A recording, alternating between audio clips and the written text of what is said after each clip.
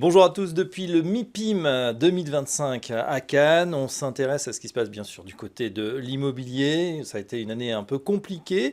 Est-ce que 2025 sera l'année du rebond? Quels sont les enjeux de développement durable? Quel est l'impact de la révision CSRD récemment annoncée? On en parle avec les experts de Primexis.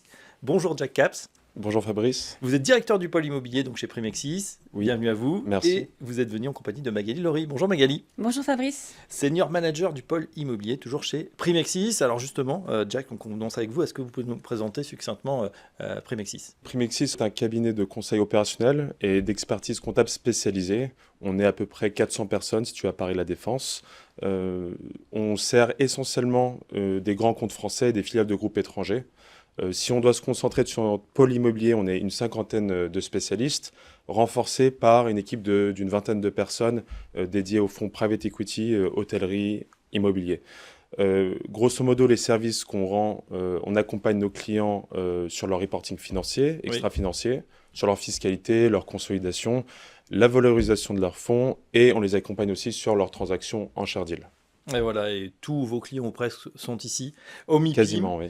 Magali, justement, c'est votre première participation à ce salon international de l'immobilier. Est-ce que vous avez des attentes particulières pour ce type d'événement? Oui, tout à fait Fabrice. C'est ma première participation à ce salon international et incontournable de l'immobilier. Je suis ravie de pouvoir rencontrer nos clients français et internationaux, ainsi que nos nombreux partenaires tels que les avocats, conseils, notaires ou encore les grands acteurs de ce secteur. Et cela me permet aussi d'échanger sur les nouvelles tendances du marché et mieux comprendre leurs besoins pour adapter nos missions de conseil dans ce secteur en constante évolution. Ouais, alors ce qu'ils nous disent justement, c'est qu'on est toujours dans ce contexte de correction des prix de l'immobilier. On ne retrace pas voilà, les conditions avec cette hausse fulgurante des taux d'intérêt, bien évidemment. Comment justement agissent vos clients ou réagissent vos clients en ce moment? Ce contexte 2024 a offert dans un premier temps pour certains de nos clients des opportunités d'achat, pour ceux qui avaient une capacité d'acquisition et de financement. On a accompagné plusieurs de nos clients sur des transactions complexes, comme ça a été le cas pour l'acquisition du centre commercial au Paris Nord par Sophie Di Clépierre. Un autre exemple, on a assisté un de nos clients dans l'acquisition d'un portefeuille de commerce de pieds d'immeubles en développement.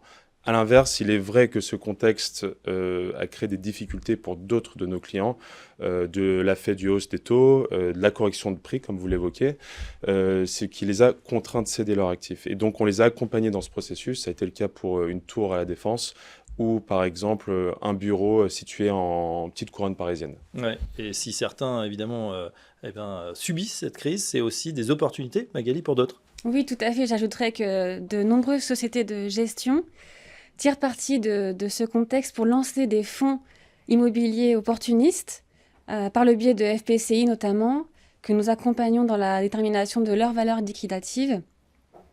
Et donc ces fonds se concentrent sur des opérations value-add dans une multitude de classes d'actifs pour limiter le risque. Bien Donc, sûr. ces actifs vont de l'immobilier de santé dernière génération aux actifs résidentiels, de commerce ou encore de bureaux.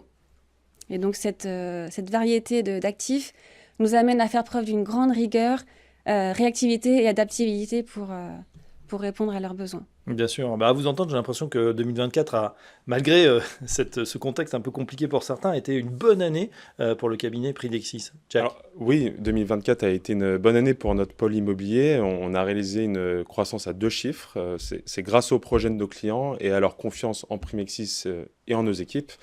D'un côté, en 2024, on a répondu à beaucoup d'appels d'offres. On a été retenu sur plusieurs d'entre eux. Et d'un autre côté, certains fonds de nos clients se sont très bien développés, notamment des fonds de résidence gérés, étudiants et seniors, et des fonds value-add dédiés à la restructuration d'actifs. Ouais.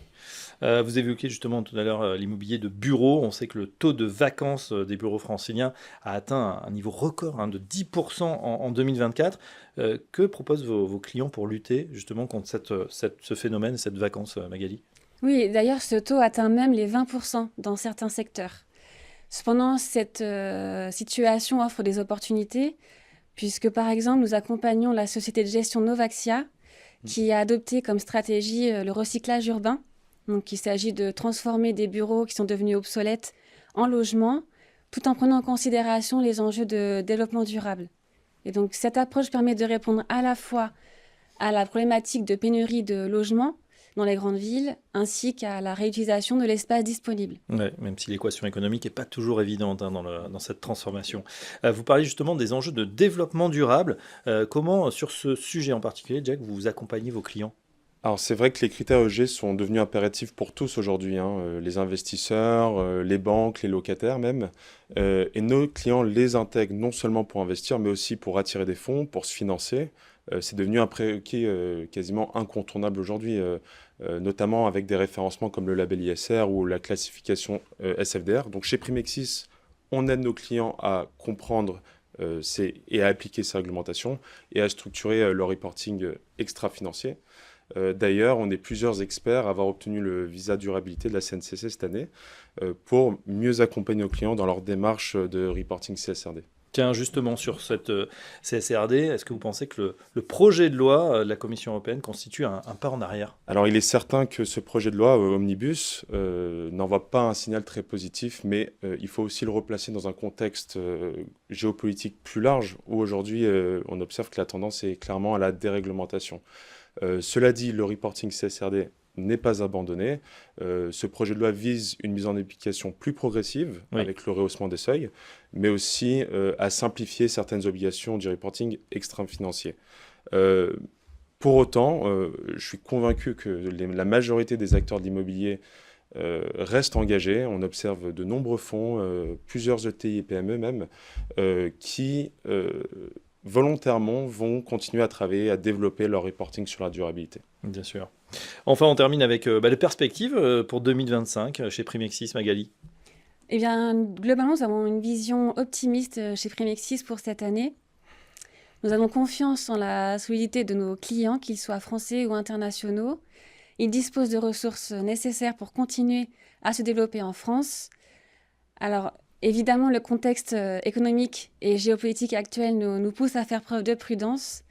Néanmoins, nous restons positifs et pleinement engagés dans de nouveaux projets liés à l'émergence de nouveaux secteurs et fonds d'investissement. Très bien, ben voilà, on en sait un petit peu plus sur le cabinet Primexis, ses ambitions et puis son accompagnement à travers les différents projets. Merci Magali Laurie, je rappelle que vous êtes senior manager du pôle immobilier chez Primexis et Jack Capps, directeur du pôle immobilier toujours chez Primexis. Merci d'être passé par le studio. Merci, et à Fabrice. très bientôt. Merci À Fabrice. bientôt.